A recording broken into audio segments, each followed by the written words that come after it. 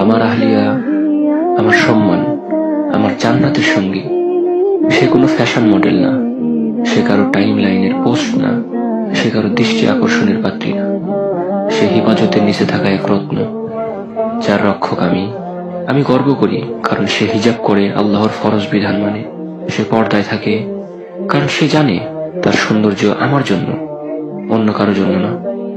অনেকে হাসে এবং বলে, স্ত্রীকে এমন লুকিয়ে রাখো কেন? আমি বলি, কারণ সে আমার সম্মান, আমার দায়িত্ব, আমার কাছে রত্ন।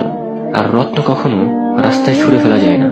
রাসূলুল্লাহ সাল্লাল্লাহু আলাইহি ওয়াসাল্লাম বলেন, তোমাদের প্রত্যেকে রক্ষক, আর প্রত্যেককে তার দায়িত্ব সম্পর্কে প্রশ্ন করা হবে। আমি সেই রক্ষক আর সে আমার রক্ষিতা। তাই হ্যাঁ, সে শুধুই আমার, আর তাকে শুধু আমিই দেখব ইনশাআল্লাহ। স্ত্রী মানে ভালোবাসা, আর ভালোবাসা মানে হেফাজত। সে যদি আল্লাহর জন্য পর্দা করে, আমি কেন তাকে নিরাপত্তা দেব না?